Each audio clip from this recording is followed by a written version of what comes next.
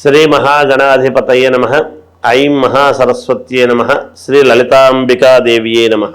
రాశి ఫలాల కార్యక్రమములో భాగంగా ఈ అక్టోబరు మాసం అంతా కూడా 12 రాసుల వాళ్లకు ఎలా ఉంటుంది, ఏమిటి, వాళ్ళ యొక్క యోగాలు ఏమిటి, చిన్న చిన్న ఇబ్బందులుంటే మనం ఇంకా మెరుగైనటువంటివి ఏమి చేసుకోవాలి అనేటువంటివి ఉంటాయి. ఏదైనా చెబుతున్నప్పుడు దానికి ప్రామాణికం అనేటువంటిది ఉండాలి అని ఎక్కువ తాపత్రయంతో మీకు ఖచ్చితముగా మేలు జరిగే విధముగా చెప్పాల్సినటువంటి బాధ్యత శ్రీ పంచముఖ ఆంజనేయ స్వామి ఉపాసకుడిగా నేను, మీరందరూ కూడా ప్రేక్షక మహాశయులు అందరూ కూడా 12 రాసుల వాళ్ళు అందరూ బాగుండాలి. చిన్న చిన్న పరిహారాలు ఎందుకు చెప్తున్నాను అంటే, ఇప్పుడు మన ఉన్న వాళ్లకు ఒక మంత్రము, లేని వాళ్లకు ఒక మంత్రము ఉండదు ఎప్పుడూ కూడా. కనుక అందరూ సామాన్యుల దగ్గర నుండి అసామాన్యుల వరకు కూడా అందరూ మేలు చేసుకోగలిగినటువంటివి ఏమిటి అనేటువంటివి చెప్పాలి మీకు. అంతేకాకుండా మీరేం కోరుకుంటారు?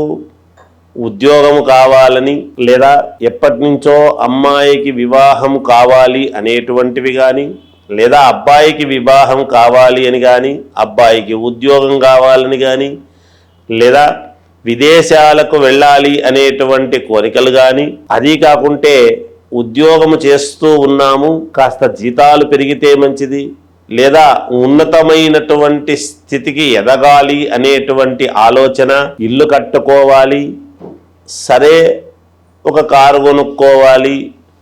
ఇవాల్టి రోజున మధ్యతరగతి కుటుంబీకులు అందరూ కూడా ఆలోచన చేస్తూ ఉన్నటువంటిది ఏమిటి అంటే, ఖచ్చితముగా మేలు జరిగే విధముగా మేము ఏమి చేసుకుంటే మేలు, మాకు అప్పులు ఎలా తీరుతాయి, లోన్లు ఎలా మాకు పుడతాయి, ఏం వ్యాపారం చేసుకుంటే బాగుపడతాము, లేదా ఉద్యోగంలో ఉన్నతమైనటువంటి స్థితికి ఎలా వెళ్ళాలి, వీటన్నిటికీ సమూలముగా కొన్ని పనులు మనము సహజముగా చేసుకోవలసినటువంటివి కొన్ని ఉంటాయి, చిన్న చిన్నవే. పైగా మనకు అక్టోబర్లో దసరా పండుగ అనేటువంటిది వస్తున్నది. కలవు చండీ వినాయకవు అని. అంటే కలియుగములో చండీ అంటే అమ్మవారు పార్వతీదేవియే.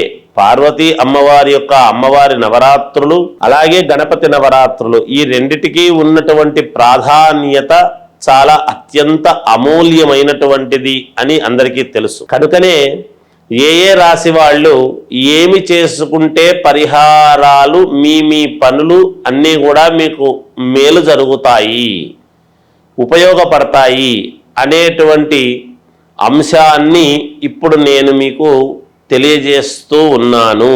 పరిహారము అనేటువంటిది ఏం చేసుకుంటే మేలు అనేటువంటిది చెప్తాను మీకు. ఎందుకంటే ఏ రాశి వాళ్ళకైనా ఆ రాశి విధి విధానాలు ఎలా ఉండబోతుంది ఈ మాసము అని చెప్పిన తర్వాత ఆఖరుకు ఆ రాశి పరిహారాలు తెలియజేస్తాను మీకు, ఏం చేసుకుంటే మంచిది అనేటువంటి విధానము.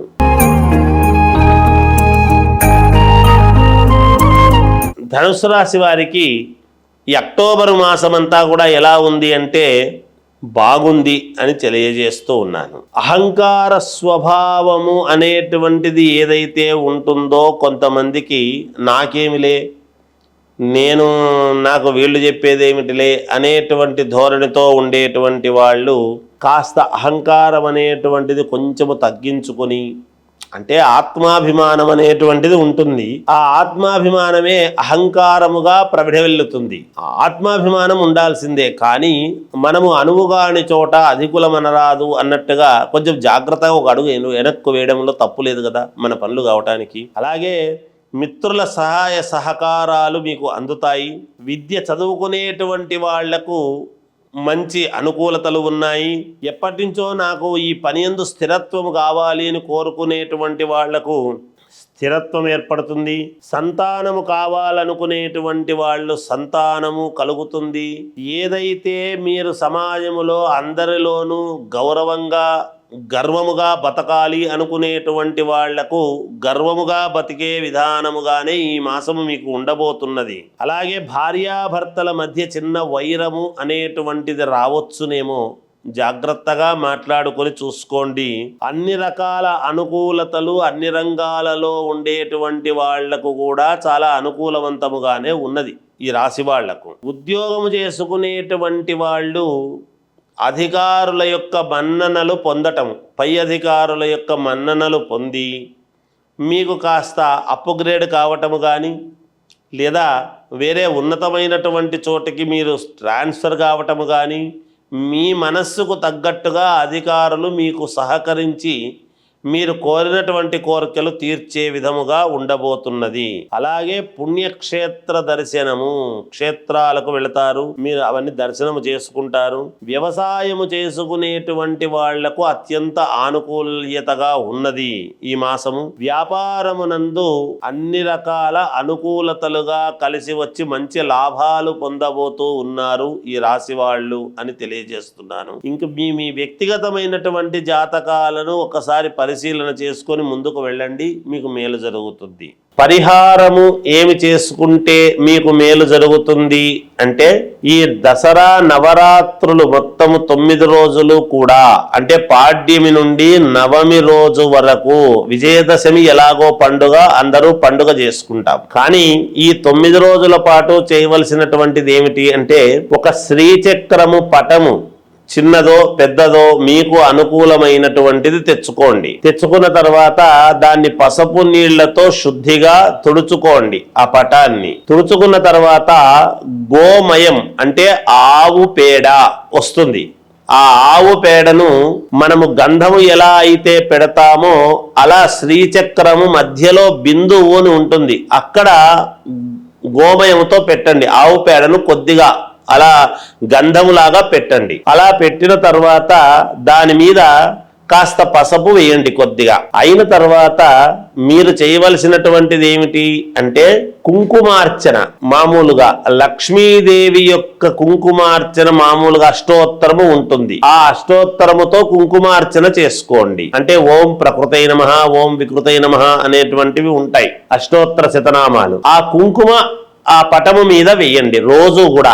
ఏ సమయంలో వేస్తే మీకు అనుకూలము అంటే, సాయంకాలము 6 నుండి 7 గంటల మధ్యలో చేయాలి. ఇది ఆడవాళ్ళైనా చేయవచ్చును, మగవాళ్ళైనా చేయవచ్చును. ఇక్కడ భక్తి ప్రధానము. శ్రీచక్రమే మూలదేవత, ఆవు పేడ గోమయము లక్ష్మీదేవి, కుంకుమ లక్ష్మీకృతమైనటువంటివి. ఇక్కడ త్రిలక్ష్ములు అని ఏమిటి, మహాకాళి, మహాలక్ష్మి, మహాసరస్వతి స్వరూపముతో మనము అక్కడ హరిద్రమును మొదట పసుపు పెట్టమన్నాను కదా, హరిద్రము కూడా ఏమిటి అంటే గణపతి సమానము, అమ్మవారి యొక్క స్వరూపము రెండూ కూడా. అందువలన వాటితో ఎప్పుడైతే మనము కుంకుమార్చన చేస్తామో రోజు ఖచ్చితముగా మీకు అనుకున్నటువంటి పనులు నెరవేరి తీరుతాయిగాక. అలా కుంకుమార్చన చేసినటువంటిది మరుసటి రోజు మళ్ళీ మీరు ఆ కుంకుమ ధరిస్తూ ఉండండి. అది అలాగే 9 రోజుల పాటు చెయ్యండి. 9 రోజులు అయిన తర్వాత ఆ కుంకుమను ఒక చోట అని పెట్టుకొని నిత్యము మీరు పెట్టుకునేటువంటి విధానముగా చూసుకోండి. ఆ పటానికి రోజు కూడా అగరబత్తీలతో తిప్పండి, ధూపం వేయండి, పచ్చకర్పూరముతో హారతి ఇవ్వండి ఆ పటానికి ప్రతిరోజు కూడా కుంకుమార్చన అయిన తర్వాత. ఇది బాగా జాగ్రత్తగా గమనించి చేసుకోండి.